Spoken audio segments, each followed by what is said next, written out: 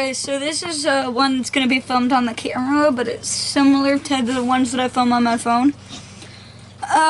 But today's video, and I didn't even do my intro right for this one, is going to be an interesting one, to say the least. I think I can do videos like this right now because there's not a lot of people on my channel, and not a lot of people will have questions about specifics on it. But this is a series I've wanted to do for a long time, which is where I go through some of the worst, most traumatic experiences and some of the best experiences in my life. And hold on, I just got a text message.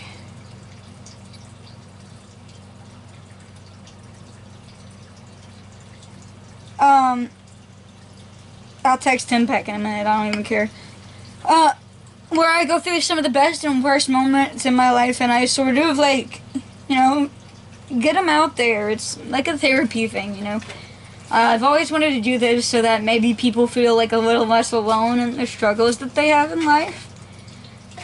And the first video is about a topic that I hardly ever talk about, because I'm still trying to process exactly, you know, how bad it was, and how bad what happened actually, you know, how bad it affected me. But I feel like getting it out here might be very therapeutic and might help me release that negative, the negative side of, well, the negative trauma, really. I'm just hoping that this will,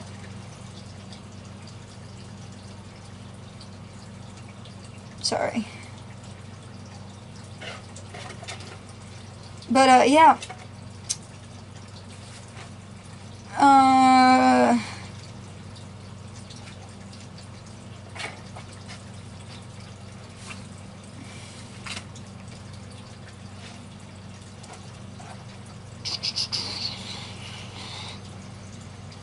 And it's hard for me to talk about this.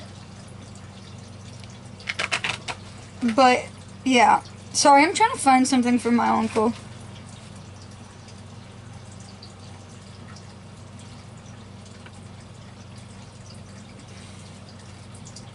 Go to my Hulu.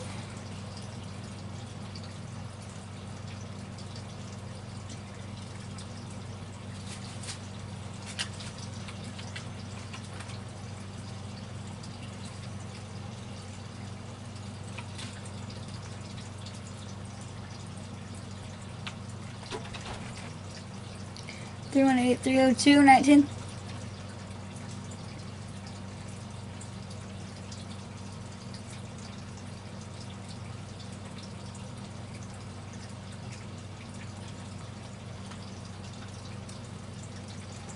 Okay.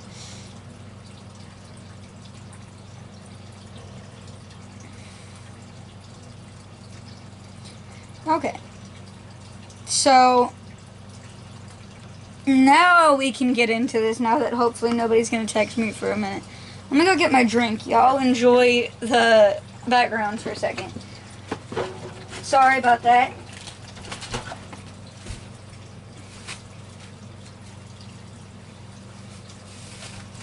And everything. So, I'm gonna talk about my experience with domestic abuse. And if this video ever reaches your ears, chances are whenever I start making money, this will not be one of the ones I get money off of, just for mentioning the words that I'm gonna have to use, because I don't feel like using coded fucking language to describe the shit that I went through. Okay? And I used to not think of myself as someone who was abused, and you know, and I still have trouble thinking about it, because there's a lot that happened, and when you are either emotionally or physically or both normally abused, in my case, thank God it was just physical. Not physical, I mean, thank God it was just emotional, aside from once. But you know, so I'm gonna describe it. And leave in the comments below if you've made it to this point, which is what, 5 minutes in. When I finish telling my story, you guys tell me whether or not you think that it qualifies as abuse. So, when I was in the 8th grade, and if the person that I'm talking to ever comes across this video, which she might, it's very likely that she will, which is why I'm not posting it on like TikTok or something like that, because that's not what this is for. I'm not calling her out. For the majority of this, we were both children, and she's had a lot of issues, but, you know, that doesn't give her a pass to do the shit that she did. And she probably might not even view it as abuse, and that's fine. But at the end of the day, I've got to get this out. I don't necessarily have to post it on the internet for everybody to see, but I know that one of the main issues I struggled with is the fact that since we were never together, you know, in air quotes together, because she would fuck with my head and make me think that we were going to get together, we are together, you know, we'll get into that, okay? But the main point of why I'm putting this out here is not to like smear her or to get a sob story out there. It's to help people who are like me, who were abused by a friend, who don't know if it's abuse because you only ever hear about when you were abused by your spouse or you're abused by your parents or an authority figure in your life. I hardly ever hear stories about how somebody's best friend really caused so much trauma and abuse. And so that's what I'm talking about. That's what I'm here to talk about. Is, you know, normalize the fact that more than a set group of people can be abused, you know? Just like people who for some reason think that men can't be abused, I think you're dumb. I mean, anybody can be abused. By anybody. Just, yeah, because anybody can be an abuser. But, God, okay, see, I'm stalling from getting into this. And so, you know, it's complicated when it's with a friend, and it's not like a parent or a partner, because it's harder to get away from a parent. A partner, I guess it's not as hard to get away from as a parent, but usually with parents, you know, you're living with them and you're a child and you don't have much choice. But in the case of friendships, I feel like a lot of the times it'll go, you know, slip through the cracks, because it's not,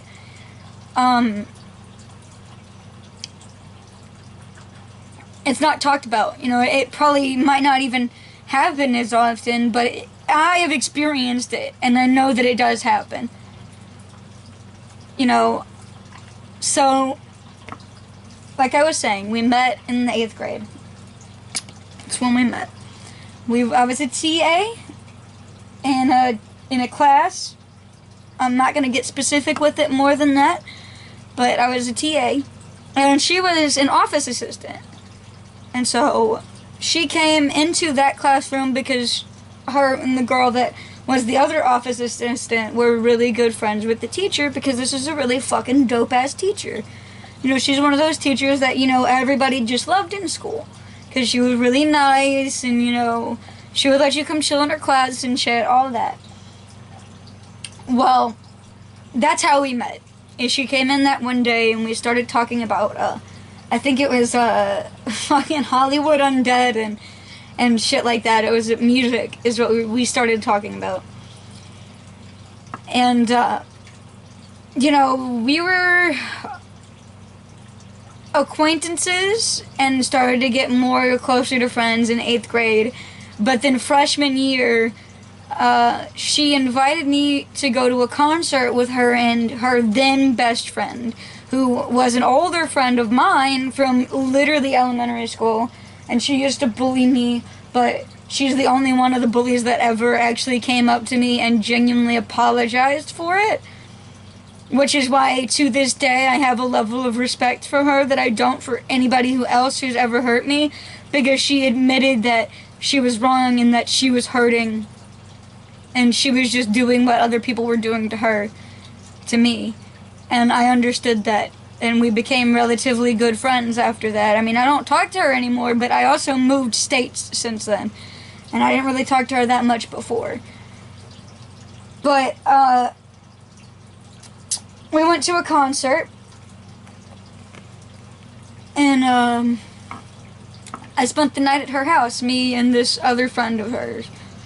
And, we stayed up all night talking about our issues and our trauma and what we wanted to do with our lives, you know, shit you talk about, you know, like really deep, heavy-hitting shit. And, that was the moment we became best friends. And, for the rest of that year and half of the next year, there wasn't any problems, you know. And the beginning half of our relationship, she was like the best friend anybody could ask for. And, she started dating these guys who were... Who is it? Me. I'm in the middle of making a video. I'm just going to the bathroom.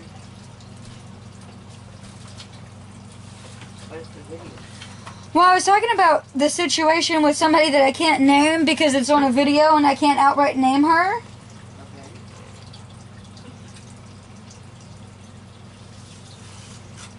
But, you know, I'm just kind of getting it out there so that anyone who might have been in a similar situation. Is that about MOM?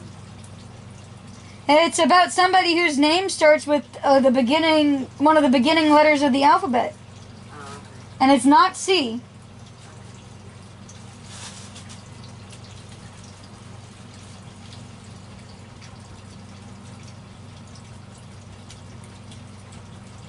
But, yeah.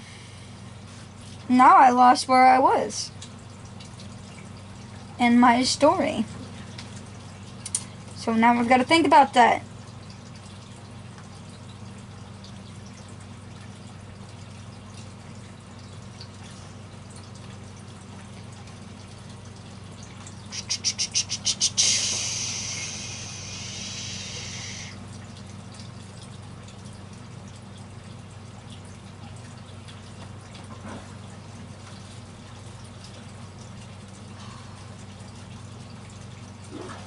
Mom, my stomach is killing me.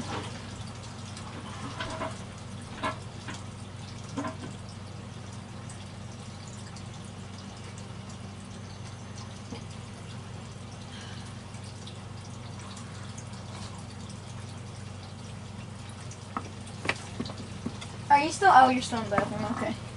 Love you. Love you too, Mama.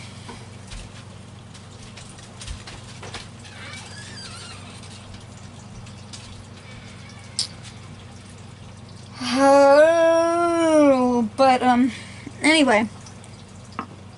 I would have kept going, but, like, I felt like I should have waited, you know. So sorry for that moment of silence here.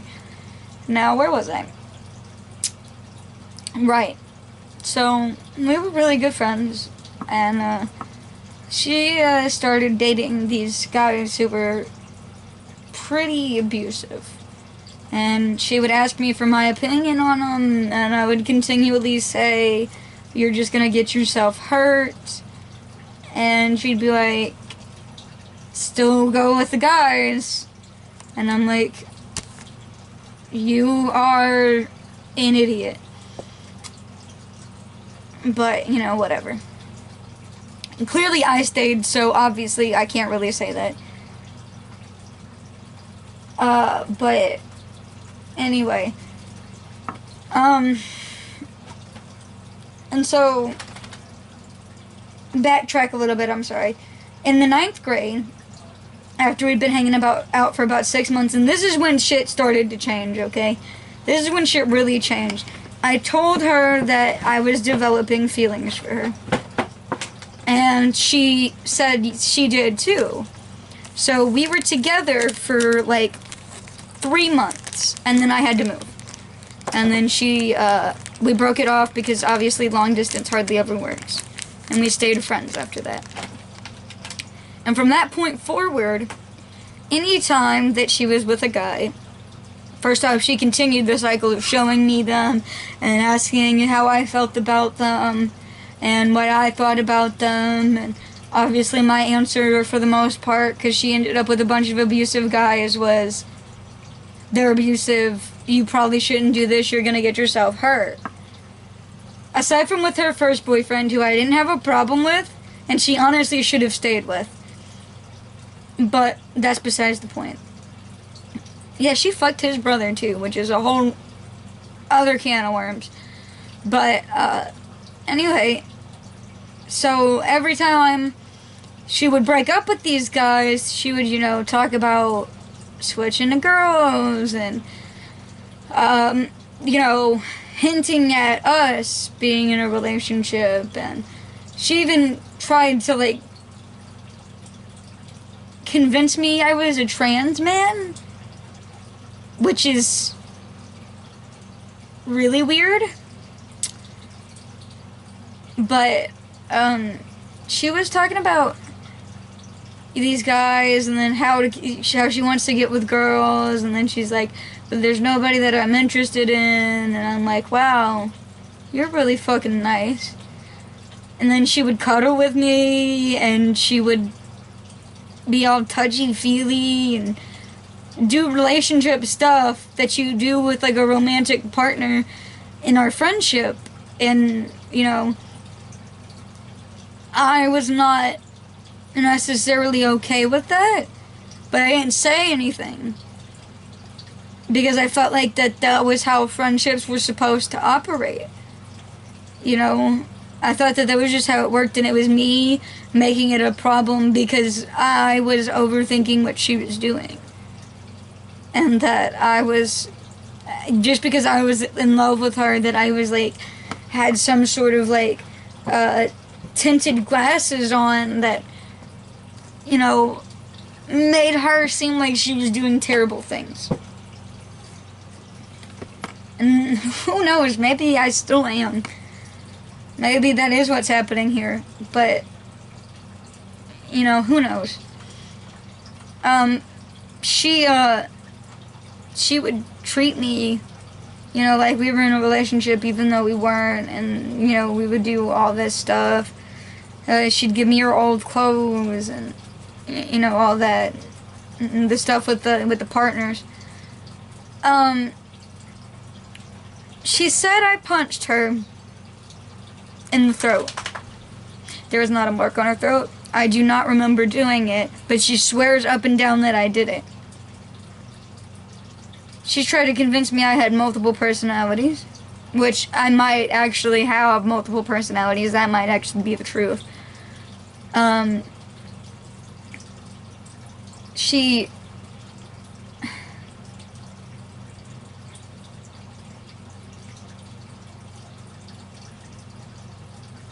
She dared me at one point to fill on her boobs. Then her cousin dared me to kiss her, which obviously did not happen because I was severely uncomfortable with the entirety of this situation at all. Now, for context, I don't like to be touched. I don't like touching people. I'm very particular about that sort of thing because I'm autistic, and sensory overload happens very easily when it comes to being touched. So, you know, and touching other people. And so, like, I was very uncomfortable with that. And, you know. And when she was living down here, I asked her to do one thing. Do not fuck around with my cousin. It will not end well for her. I told her, just please, if there's one thing that you do, do not fuck around with my cousin. She goes and fucks around with my cousin the night I asked her not to. And now I understand that she's her own woman and he's his own woman, but out of respect for me, you know, I didn't ask her to do much of anything. You know, I I was her conscience for years. I've wanted to leave that friendship for years because I couldn't take it anymore. Anytime something would go wrong in her life, it was like I was the person she had to call. And I was there when she had something going on was when she called me. And when she needed my help is when she called me. She used me. She used me for advice. She used me to help her. And she used me as somebody who would always be in love with her. And she told me that. She told me that I keep you around because you're somebody who will always love me. And she's right, is the thing. Because I still love her. There's still a part of me deep down that blames myself. That thinks I am completely in the wrong in this situation and that she hasn't done anything and that I'm overreacting and that I could have left if it was that bad, that I chose to stay. And I used to think, you know, before this point in my life, that victims of abuse, you know, could have gotten out. No. No, it is so fucking hard. Jesus, you don't understand unless you've been there how fucking hard it is to pull yourself out. And when you pull yourself out, you abuse yourself. You keep the cycle going. You know? She would use me as a fake girlfriend for whenever she needed a guy to stop hitting on her. She posted fake pictures of me on her Snapchat where we put a sock in my fucking pants and made me look like a fucking guy so the people on her Snapchat would think that she was with some fucking dude right now. To make them jealous. Now I agreed, right? But there's the layer of manipulation there where I wanted to do anything to prove that I loved her, and she knew that, so she would ask me to do pretty much anything. And, you know, how long has this been? I'm sorry, I've got ADHD, so my storytelling is kind of fucked up. It's all over the place. And I hope y'all follow it here. Anyway,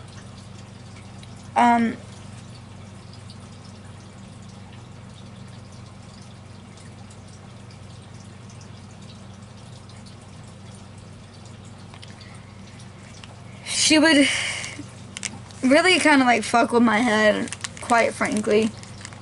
And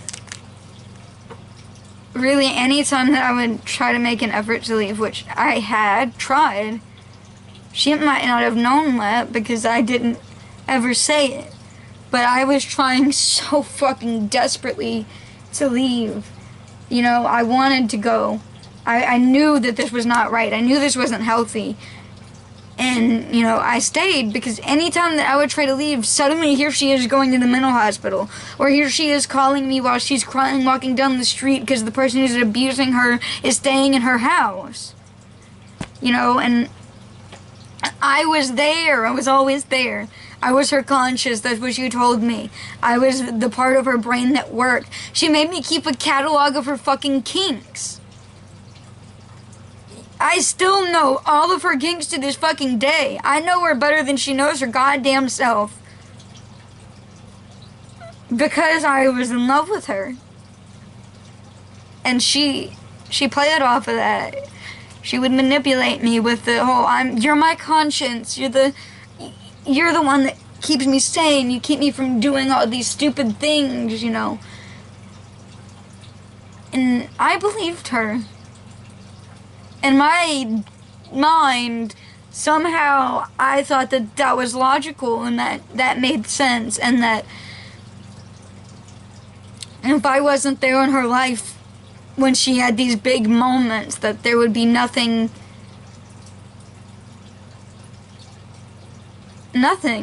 Like she would end up doing these things that she talked about doing. She would have killed herself.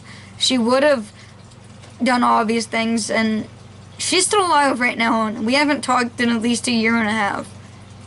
So clearly she can do just fine without me. And I am happy for her. But I'm also not happy for myself. Because I'm still in it. And I'm still thinking about what went wrong, how it could have gone better. I'm still thinking about her. And I know she's not. I know she's not thinking of me. And that hurts. That really hurts deep down. Because I gave so much to her. So much.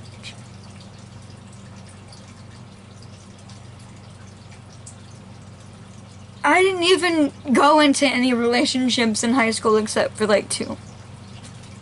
Because she had convinced me that one day she would come around. But there's 3 things that solidify the ending of our friendship. In 2018, I went to go live with my aunt because I wanted to graduate from the school that I was going to graduate from, that I grew up in, right? Which I didn't, and that didn't fall out, that fell out, but that's a story for another day. You know, I was...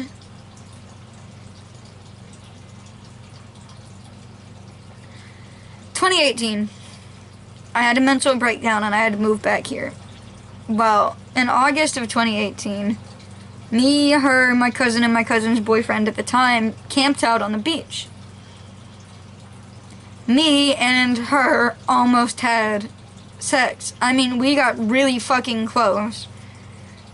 But she choked me. Which, without me knowing, without my consent, without any of that, just, you know.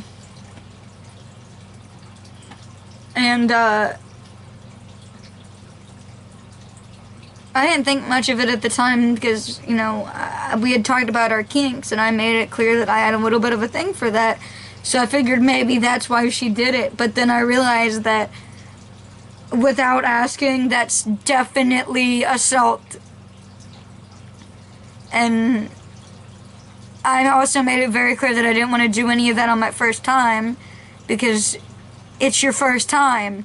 You don't go straight to fucking hardcore, rough-ass sex your first fucking time. But luckily that didn't fall through because I feel like I would still be hanging around her right now if we had sex that night. But the police came and erupted it and all that, so we were good. So when she did that, it really got me thinking as to what type of person she was.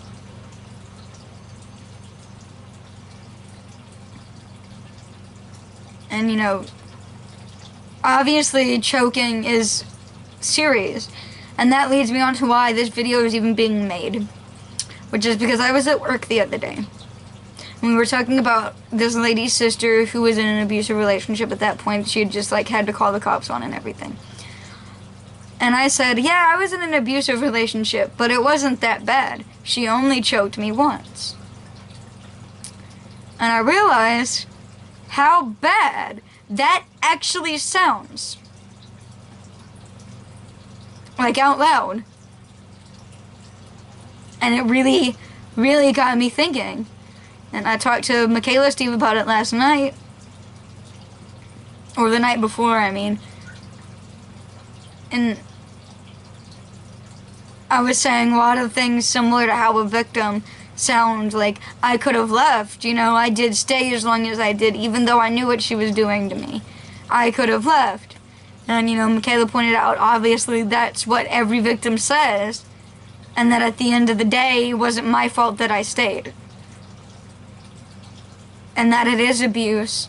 And so, I'm just, I guess maybe a part of me is like, if I put it out there, and there's more than just the people in my life that agree that what she did to me wasn't right, then maybe I can rationalize it better in my head. So let's keep going into it. So that was incident 1. Where I started to question things.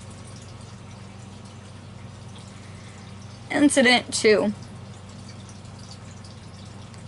was when she called me after not talking to me for like 6 months to tell me she was pregnant. Which I was happy for her because that's all she wanted to do with her life was create a family. But you haven't talked to me. Oh no, I'm sorry, that's not even what did it. What did it was when I went down there for her birthday party. This is the second thing.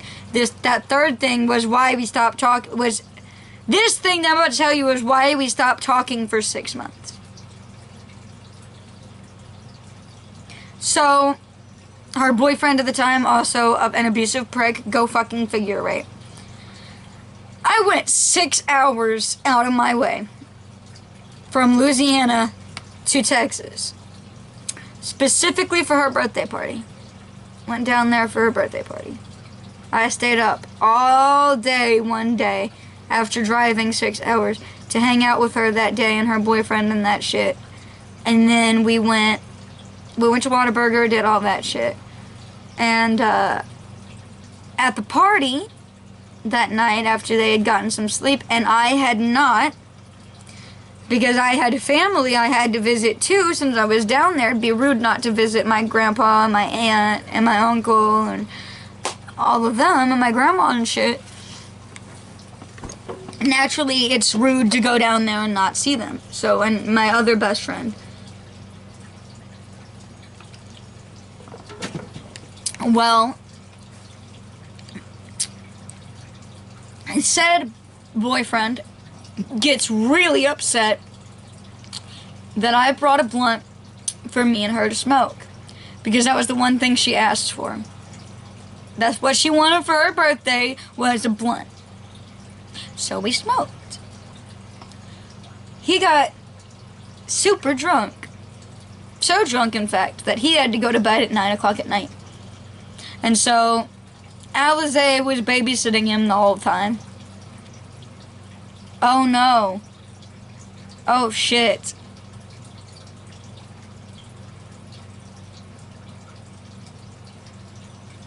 Okay, well that's one time I said the name. I didn't mean to do that. That was not her actual name. Her actual name was something else. Oh god, I didn't mean to do that. Fuck, I'm not editing this video, so it's in here, it's in here. Anyway, she went to bed with him and was taking care of him. And I notably got upset about that. But I told her, okay, well, I'll be back here tomorrow and I'll come and say goodbye to you. I'll be here around 1 o'clock, that's when we're leaving. I was gonna stop by, say bye, all that. I stopped by the next day. Her and the boyfriend were at the store.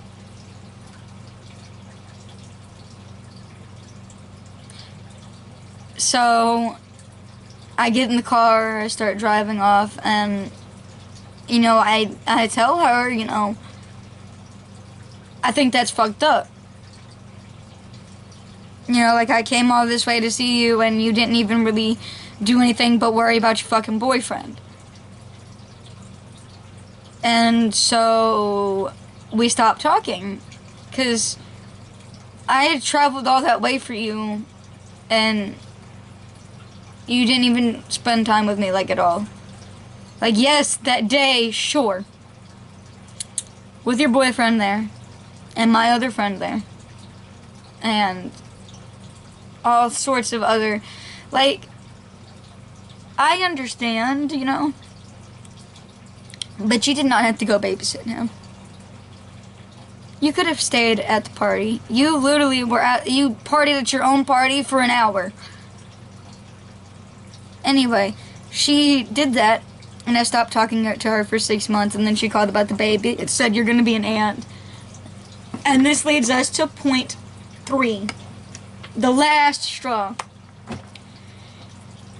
This man that she was with has to be the worst fucking one she's been with. I don't know if that's the one she married or not, but if it is, good God, I feel horrible for her and the life she must be living right now.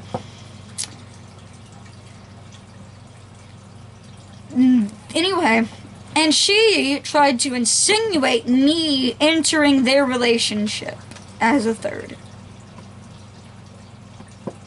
And I stopped talking to her after that point blank period. I sent her a whole paragraph about how I needed to get away from her for my mental health and that I couldn't take how she was treating me anymore and all of that. And then I blocked her so that I wouldn't go back. Thanks to my friend Lonnie. Whether or not she's watching this, which I highly seriously doubt it does, thank God for her. Thank fucking God I met Lonnie. Because I would not have done that myself. I told Lonnie what happened, and she told me that I needed to cut her out. And for once I listened. And I haven't talked to her since. And I never want to again.